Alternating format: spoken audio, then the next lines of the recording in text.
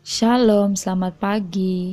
Video ini berisi tentang pembahasan materi beserta latihan soal Bupena 5C, tema 6, subtema 2, pembelajaran 1 sampai dengan 3. Silahkan disimak dan jangan lupa di subscribe ya, supaya tidak ketinggalan dengan video-video selanjutnya. Subtema 2, perpindahan kalor di sekitar kita. Muatan bahasa Indonesia KD 3.3 dan 4.3. Menjelaskan isi teks media cetak melalui peta konsep. Peta konsep merupakan cara untuk menyajikan ide atau informasi penting dalam bentuk cabang. Pada peta konsep, informasi penting dihubungkan dengan informasi lain yang ditulis dalam bentuk kata kunci atau gambar. Melalui peta konsep, sekumpulan data atau informasi diolah dengan cara tertentu sehingga dapat dipahami oleh pembaca.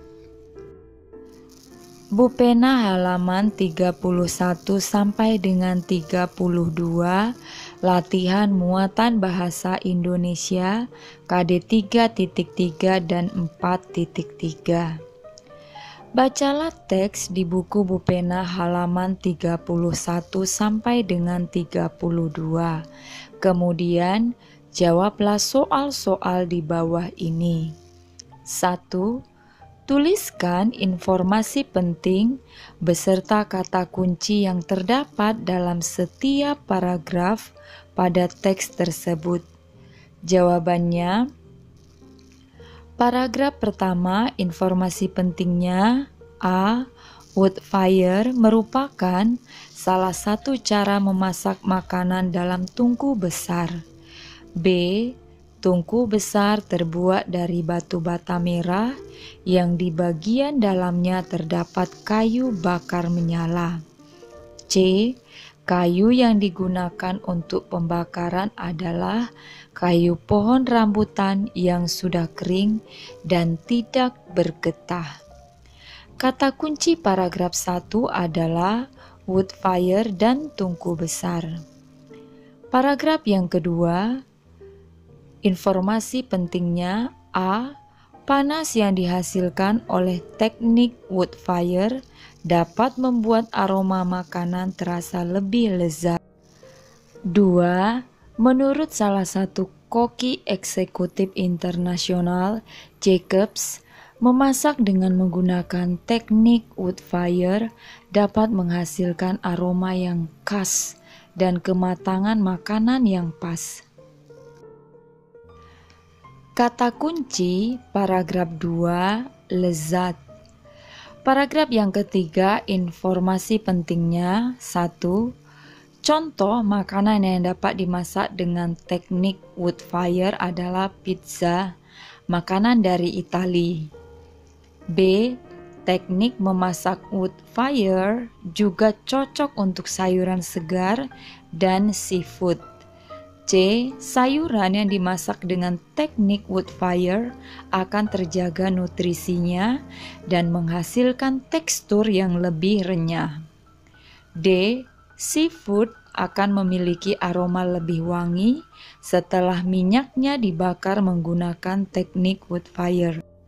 Kata kunci paragraf 3, pizza, sayuran, dan seafood. 2. Lengkapilah peta konsep berikut berdasarkan informasi penting dan kata kunci yang ditemukan. Berikut ini adalah peta konsep dalam bentuk bagan. Judulnya teknik memasak wood fire.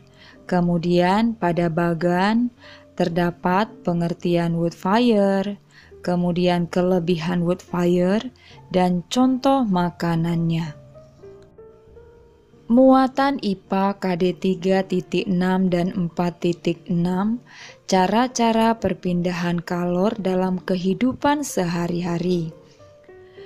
Ada 3 cara perpindahan kalor dalam kehidupan sehari-hari, yaitu 1. Konduksi, 2. Konveksi, dan 3. Radiasi. 1. Konduksi. Konduksi merupakan perpindahan kalor tanpa disertai perpindahan zat perantara. Contohnya, A. Tangan memegang cangkir berisi teh hangat. B. Knalpot menjadi panas setelah mesin sepeda motor dihidupkan lama. C. Tutup panci akan terasa panas saat panci digunakan untuk memasak. 2. Konveksi. Konveksi merupakan perpindahan kalor melalui perantara di mana zat perantaranya ikut berpindah. Contohnya, A. Air yang dipanaskan di dalam panci. Ketika memanaskan air, air akan terlihat seperti diaduk. B. Peristiwa angin laut dan angin darat. C. Sirkulasi udara yang mengalir melalui jendela karena adanya perpindahan partikel udara panas. 3. Radiasi. Radiasi merupakan perpindahan kalor tanpa melalui perantara. Contohnya, A. Tubuh terasa hangat ketika dekat dengan api, seperti saat dekat dengan api unggun. B. Panas matahari yang terasa sampai ke permukaan bumi. C. Menghangatkan telur ayam atau bebek di bawah cahaya lampu. Bupena halaman 34 sampai dengan 35, latihan muatan IPA KD 3.6 dan 4.6. 1. Komang akan membuat teh manis hangat. Komang menggunakan sendok stainless steel untuk mengaduk gulanya. Saat mengaduk, jari Komang yang bersentuhan dengan gagang sendok terasa hangat. Pertanyaan 1A, mengapa jari Komang terasa hangat? Jawabannya, karena kalor dari air panas berpindah ke gagang sendok. 1B, apa nama cara perpindahan kalor yang dialami oleh Komang? Jawabannya, konduksi. 1C, tuliskan 2 benda lain yang memiliki sifat yang sama seperti sendok stainless steel. Jawabannya, cangkir dan tutup panci. 2A, deskripsikan dengan singkat tentang konveksi. Jawabannya, konveksi merupakan perpindahan kalor melalui perantara di mana zat perantaranya ikut berpindah. 2B, buatlah skema perbedaan angin darat dan angin laut. Jawabannya, perbedaan angin darat dan angin laut dilihat dari segi pengertian dan waktu terjadinya. Kalau dilihat dari segi pengertian, angin darat adalah angin yang berpindah dari darat ke laut, sedangkan angin laut adalah angin yang berpindah dari laut ke darat. Perbedaan jika dilihat dari waktu terjadinya, angin darat berpindah saat malam hari, sedangkan angin laut berpindah atau terjadi pada saat siang hari. 3. Perhatikan gambar di buku Bupena halaman 34.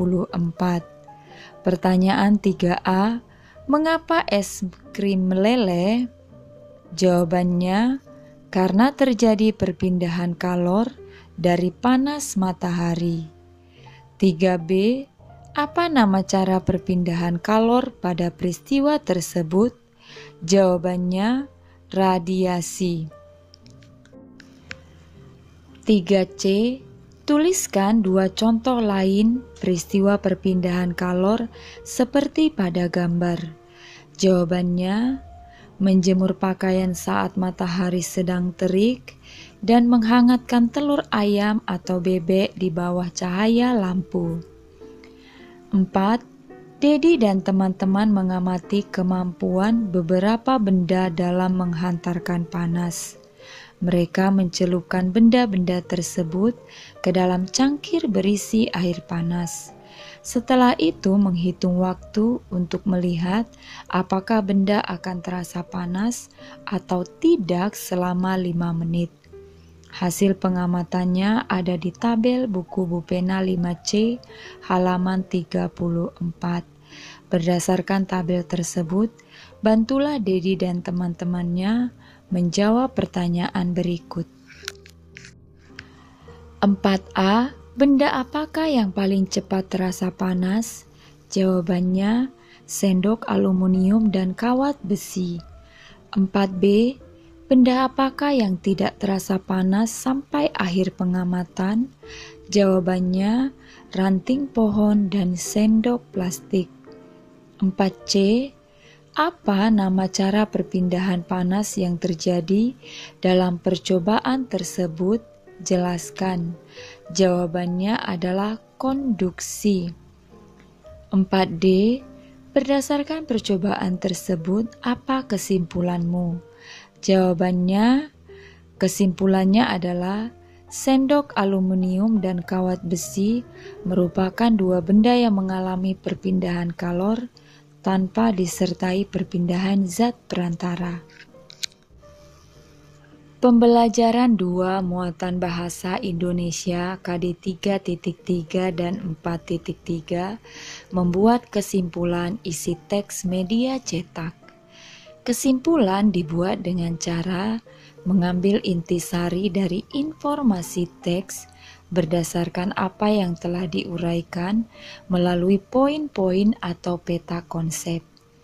Selain itu, kamu juga perlu memperhatikan pemilihan kata dan ejaan yang kamu gunakan saat membuat kesimpulan. Bupena halaman 35 sampai dengan 36, latihan muatan bahasa Indonesia KD 3.3 dan 4.3. Bacalah teks di buku Bupena halaman 35 sampai dengan 36. Carilah informasi penting dan kata kunci dari setiap paragraf pada teks. Buatlah peta konsepnya. Nah, berikut ini adalah peta konsepnya. Judulnya Salju di Wilayah Indonesia. Peta konsep yang pertama itu penyebab terjadinya salju. Ini ide pokoknya paragraf yang pertama.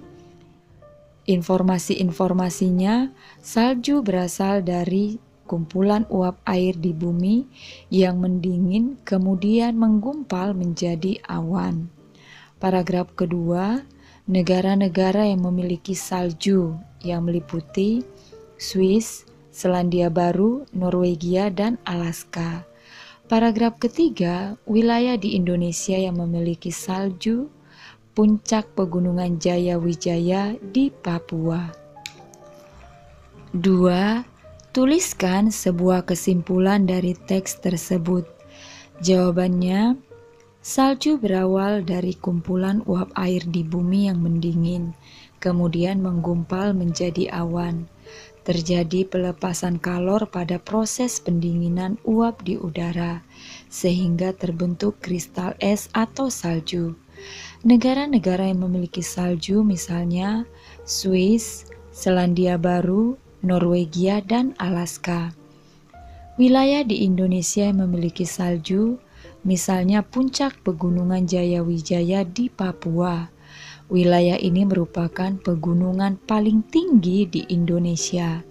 Di Jaya Wijaya, temperatur sangat dingin, melebihi tempat lain di Indonesia, sehingga tempat ini memiliki salju abadi. Muatan IPA KD 3.6 dan 4.6, laporan pengamatan cara-cara perpindahan kalor. Ayo ingat kembali cara perpindahan kalor ada 3 macam. Pertama konduksi, kedua konveksi, dan ketiga radiasi. Konduksi adalah perpindahan kalor tanpa disertai perpindahan zat perantaranya. Konveksi adalah perpindahan kalor yang disertai perpindahan zat perantaranya. Radiasi adalah perpindahan kalor tanpa melalui perantara. Muatan SBDP KD 3.3 dan 4.3. Pola lantai dalam tarian daerah. Pola lantai merupakan garis yang membentuk formasi penari saat melakukan gerak tari. Ada dua pola lantai dasar dalam pola lantai. Pola lantai lurus seperti pola lantai horizontal, vertikal, diagonal, segitiga, dan zigzag. Perhatikan gambar tari topeng berikut ini. Tari topeng dari Jawa Timur menggunakan pola lantai vertikal saat menari. Perhatikan pola lantai berikut ini. Berikut ini adalah gambar tari pendet. Tari pendet dari Bali menggunakan pola lantai diagonal saat menari. Bupena halaman 38 latihan muatan SBDP KD 3.3 dan 4.3. Pertanyaan nomor 2, tuliskan nama tarian dan asal daerahnya sesuai gambar di buku Bupena halaman 38.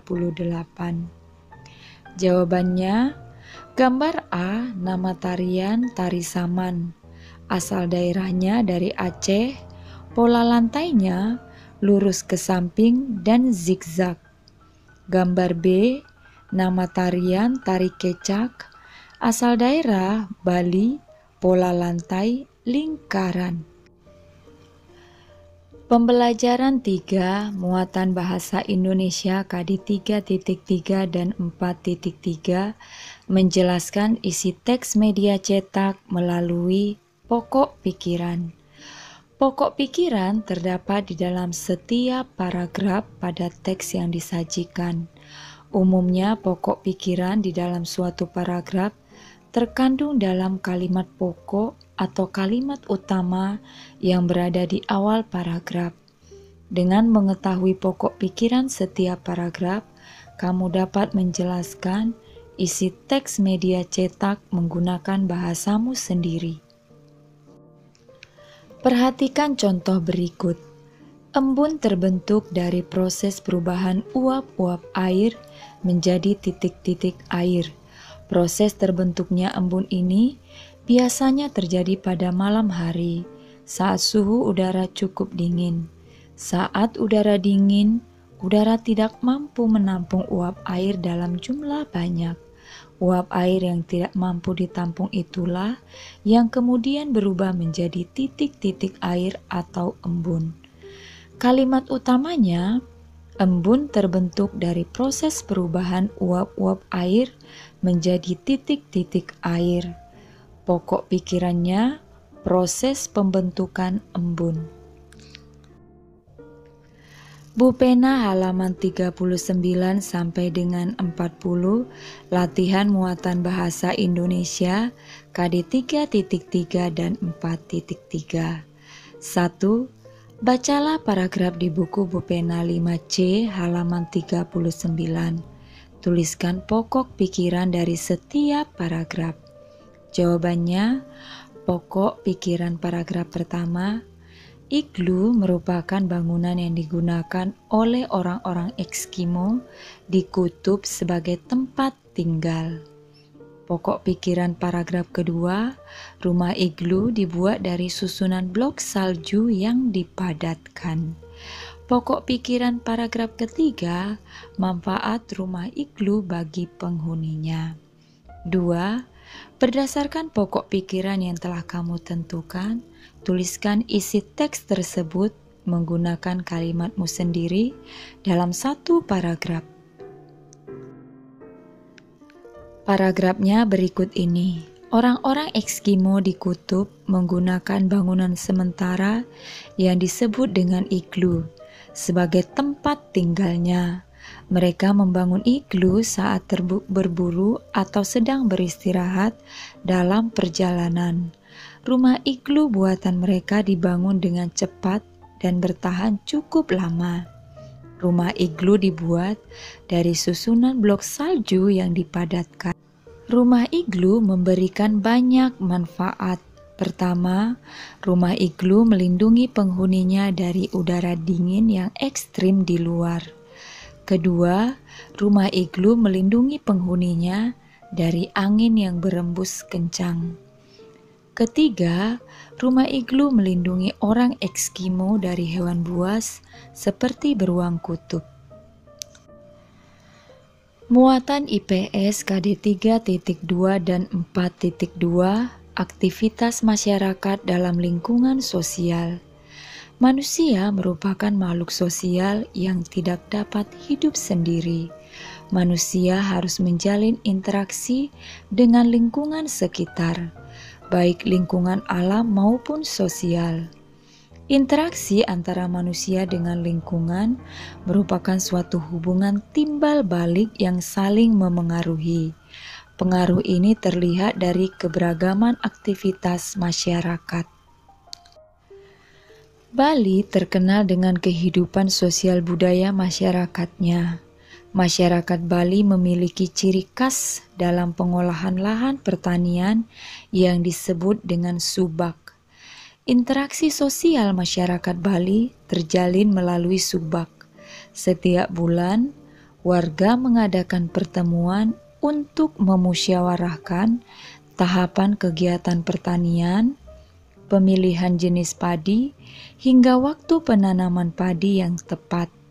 Melalui interaksi ini, seluruh masyarakat di Bali mendapat pengairan dengan adil dan merata. Muatan PPKN KD 3.2 dan 4.2 Kewajiban, tanggung jawab, dan hak warga masyarakat. Setiap warga masyarakat memiliki kewajiban, tanggung jawab, dan hak. Kewajiban, tanggung jawab, dan hak beragam wujudnya sesuai lingkungan tempat tinggal. Jika kita menjalankan kewajiban dan tanggung jawab dengan benar, kita akan mendapatkan hak. Kewajiban adalah sesuatu yang harus dilakukan oleh seseorang. Jika ingin memperoleh hak, kewajiban harus dilaksanakan terlebih dulu. Tanggung jawab adalah sikap menyadari dan siap melaksanakan tugas dan kewajiban yang dimiliki. Hak adalah segala sesuatu yang diperoleh manusia sejak lahir dan penggunaannya tergantung pada peran yang dimilikinya. Perhatikan gambar berikut ini. Mendapatkan rasa hangat dari api unggun adalah hak siswa. Sebagai kewajiban dan rasa tanggung jawabnya, semua siswa harus berbagi tempat dan tidak terlalu dekat dengan api unggun. Bu Pena halaman 42, latihan muatan PPKN KD 3.2 dan 4.2. Perhatikan aktivitas di buku Bu Pena 5C halaman 42. Setelah itu kerjakan soal-soal berikut. 1. Tuliskan aktivitas A dan B. Jawabannya, aktivitas gambar A, Koki sedang memasak makanan. Aktivitas gambar B, pejalan kaki berjalan di trotoar. 2. Hak, kewajiban, dan tanggung jawab masing-masing aktivitas.